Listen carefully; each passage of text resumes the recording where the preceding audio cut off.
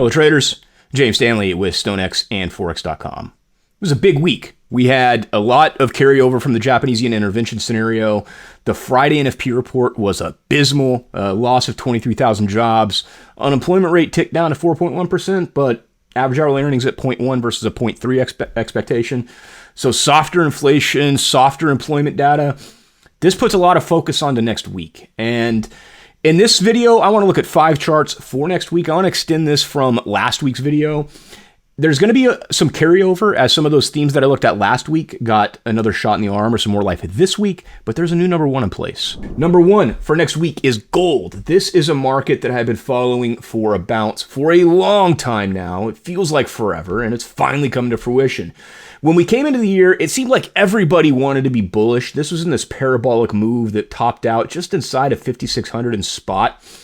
It took a little while, but bears started to take hold in March. And then as we saw rising odds for rate hikes in the US, gold just continued to slide. But it's that 4K level. This is what I was harping on in the video last week that came in as so important. You could see where it almost came into play back here in early June, finally came into play in June after the FOMC rate decision. But then multiple tests, multiple failures from bears to push things through. And this week, you could see from this big blue bar, first week the bulls have come back to retake control. I think that gold has an incredible way of looking around the next corner. As a case in point, we could look at what happened back in 2024. And I think this is an excellent example of something that I think might be brewing right now. And if we go back to 2024, the Fed had spent a while getting markets warm for rate cuts. U.S. inflation was not working out. It was coming in above expected, and that was a trend. It wasn't just one data print, but it was right here, specifically the morning of Tuesday, February 13th, 2024. US CPI print comes out well above expected. Markets start to freak out. We started to see stocks selling off. We saw the dollar catch a bid. We saw gold close below 2K for the first time in 2024. The first time since the Fed rate decision the December before, when the Fed was forecasting all these rate cuts. A bit of worry had started to develop. A day later, Austin Goolsbee, Chicago Fed president, widely watched Fed member. He was on the economic team for the Obama administration, widely watched economics personality, on a television interview says, let's not get all flipped out about one inflation report, seemingly dismissing the data that did not go his way. And markets saw through that. Gold rallied above 2K a day later and never looked back. It rallies through the rate cuts in September, the rate cuts even though inflation was well above the Fed's 2% target, and continued to rally all the way until a week before the election. And then we get into 2025, Trump's talking up Fed rate cuts, even with inflation being high, gold goes bid again. It tops eventually at 3,500, and that held all the way until Jackson Hole, when Jerome Powell finally signals his readiness to cut rates. That was August 22nd, 2025. Gold breaks out in a big way, goes ballistic. That rally largely runs through the start of this year. But then for 6 months, bears very much remained in control, all the way until that 4K level came into play. But what was most interesting to me, and this is what I covered in the gold video last week, was how bulls continued to come in to hold those lows at 4K. And then more recently, they weren't even allowing for a 4K test. You could see at this week's open, we had a test right here at 40.21. It was like we got down close to that 4K level, the same that was in play ahead of the Fed last week. Bulls wouldn't even allow for a test below 4. They jump in early, higher low, massive breakout that has just continued to break. This is my number one chart for next week because I think gold is trying to look around the next corner. And I'm going to talk to that in some of these additional charts. The challenge, this thing is stretched. It's not the kind of breakout that I want to be chasing at this point because it's already too developed. So I need to look for support structure, of which I have aplenty. 4,300. I think this would be the ideal place for bulls to come in to defend, but looking at this upper wick, and there's still some time left on Friday, that's a level they could trade through today. It's a little too close to the fire. But a show of support on like a 4-hour or maybe an hourly, that could keep the door open for bullish continuation. 42.50, I think, could possibly be even more attractive because you can see how messy this iteration was. Bulls did not even allow for like a 42.20 test. We had these higher lows in here, but a 42.50 test with a hold of another higher low, attractive. That's bullish anticipation. That's buyers not even allowing for a retest of the prior swing low. attractive. Below that, I'm considering this a zone from like 4,200 to 4,220, another from 4,160 to 4,180, and a third from 4,100 to 4,116. If we get below that, that's where I think this whole thing has failed. Something else has shifted, something else has changed. I don't want to wait around to see what it might be, but there's a lot of places for bulls to come in to make their claim. Given how strong this breakout hit, I want to be pretty flexible, which is why I'm looking at these three zones around 4,200, 4,220, 4,160, 4,180, and then 4,100 to like 4,116-ish. That's number one.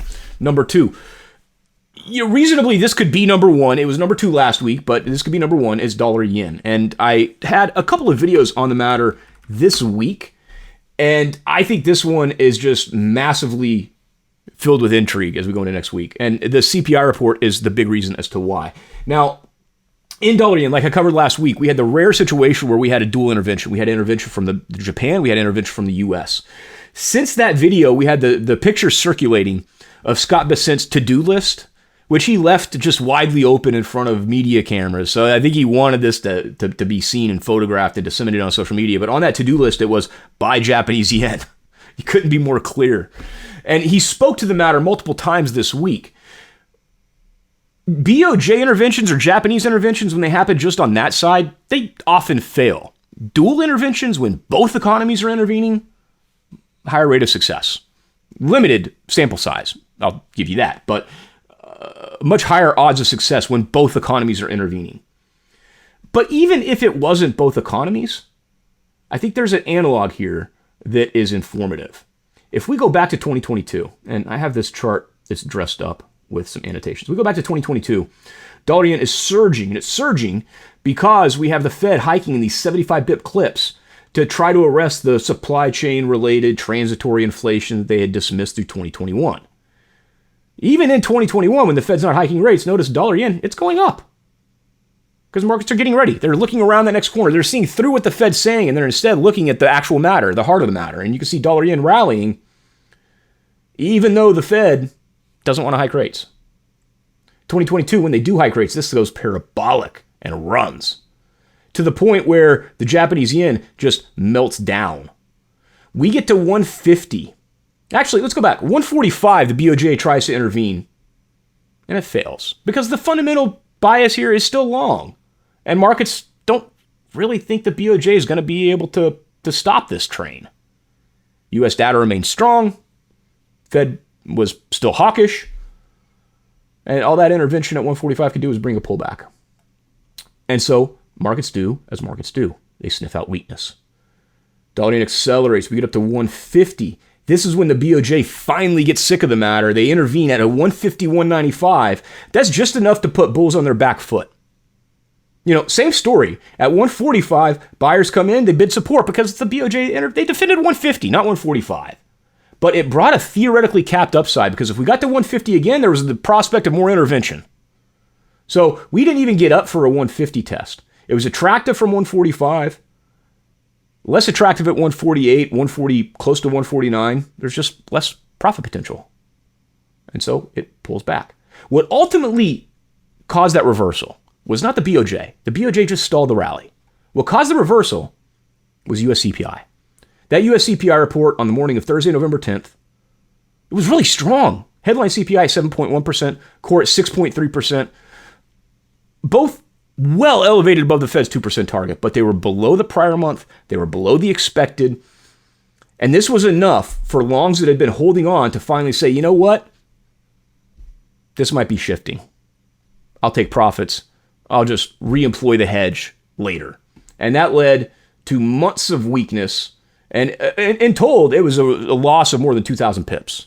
Now, ultimately, bulls got back in the driver's seat in January. But this is clear evidence of where it's not fundamentals that push price, it's positioning. And that crowded trade had a crowded exit. Similar scenario here. Again, a US CPI report on the morning of Tuesday, November 14th. We went right back up to that same 150-195 level. Bulls did not want to test the BOJ's resolve above that yet. Below expected CPI. Good time for longs to take profits, as they did. April 10th. That's another US CPI report. This time above expected. It looks like the Fed's not going to be able to cut. We get the breakout. the rally. You can see all those stops on short positions getting run. It goes right up to 160. The BOJ intervenes again, and that brings like a week of weakness. They fail. And then again, markets sniff out weakness. We go right back up to 160. What ultimately undid this was the BOJ intervened on the morning of a US CPI report that was below expected, that finally gave markets the hope that they were going to get the rate cuts that the Fed had been promising for that much of that year. And the whole thing went spiraling out of control. That's where this might have some macro connotations. Because as it was spiraling out of control, much of the leverage produced by that carry trade was also coming off. The Nasdaq 100 put in nasty performance. It put in a bearish engulf on that same morning of Thursday, July 11th, on the back of that below expected US CPI report. Below expected US CPI, higher odds of a US rate cut. That should be something that's positive for stocks. It wasn't. And the reason is because of the leverage that was coming out from the carry trade unwinding. And that's the kind of situation we could be looking at if this thing goes out of control again. At this point, we have the area where both the BOJ and the US Treasury Department has stepped in. So there's theoretically capped upside. As this gets closer to a 160, at an absolute 164, 165, but as this gets closer to 160, the upside seems limited and less attractive. Like I looked at in the video last week at a 155, different story. There's some possible meat on those bones. But this could put the pair on its back foot long enough for weaker than expected US data to compel another unwind kind of scenario. And that's what we're seeing this morning with the NFP report. That's why this response in dollar yen has been so violent, because we've seen these rate hike odds get pushed down a bit. That's the big chart for next week, because there's a lot of intrigue in here. If that US CPI report comes out soft, there's even more reason for longs to close up positions, whether it's a hedge or whether it's the actual carry. And that could possibly lead to deleveraging if it happens violently enough. And that's a chart I'm going to look at in just one moment. First, I need to go through this one because this is a tributary. The yen is 13.6% of the DXY basket. Let's go to this one. It's 13.6% of the DXY basket. So it's not the biggest component. The biggest component is the euro. It's almost 4 times larger than the yen. But that said, because that yen carry trade is so built in, because there's so many long positions still holding, that is a big source of dollar strength and weakness. It kind of feels like the tail wagging the dog right now, where the smaller component of the DXY basket could have bigger swings. But I do think that that's the case as we go into next week, especially if we do see more carry unwind on the back of soft U.S. inflation. At this point, the dollar's in a spot where I have a tough time trying to chase this lower. I mean, we're at fresh lows right now. You can see how cleanly that 100 level played as lower high resistance. But this is I'm looking at this as a sell the rallies type of scenario for next week.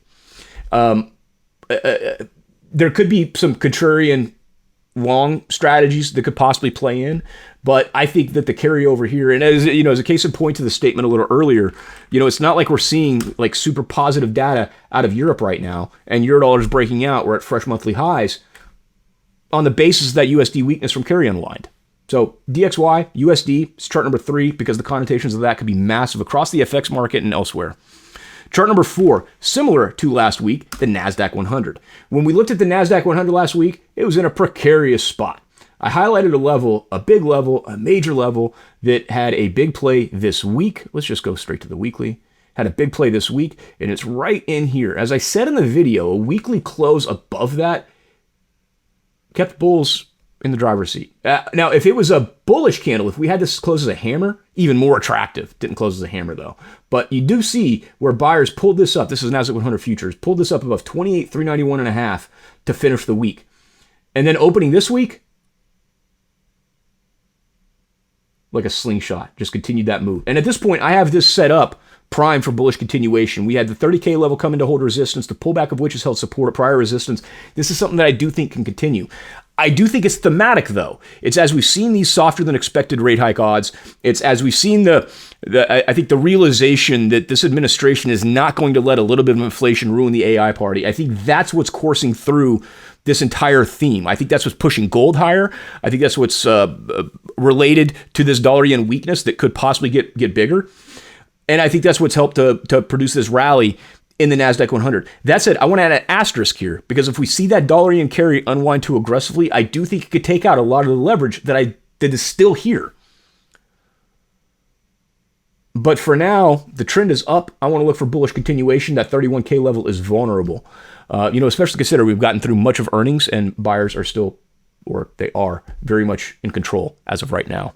Last, most certainly not least, yields. I think that there's just so much related to U.S. yields right now that it would be remiss to not have this in here. Last week, we saw 30s go up to a fresh 19-year high yields. This week, it's been consolidation. But what didn't happen this week is panic. Because if you think of the way the treasury markets operate, a move of that nature could beget more panic. It did not. And so this week, even though the yields are showing an inside bar, this week is like confidence. At least I'm reading it as confidence that Besant has a handle on matters for now. Now that could change. That could shift. But if you think about it from a treasury's perspective, if you're holding 30s and yields are dropping, then you're losing money. And if there's the thought that you're going to lose more money, why are you going to hold? So that's going to lead to more supply, lower prices, higher yields, and a whole mess of a situation that did not happen here. Instead, we saw this stabilize. But this is an important chart for next week because if we do see that change, that could provide a shockwave across markets. It's not right now, but this theme around treasuries, I think it's a litmus test on Scott Bessent, on the US Treasury Department, because there is a lot of debt coming due out of the US in the next 4 months, over the next year. And the fact that this did not melt down more, that yields melted up, I think it's a big show of confidence. And I think that's one of the reasons that we saw NQ trade as strong as it did this week. That's what I'm looking at as we go into the week ahead. That CPI report is going to be huge. The ramifications of that can be massive, but that's what I'm looking at. Thank you for your time. And as always, happy trading.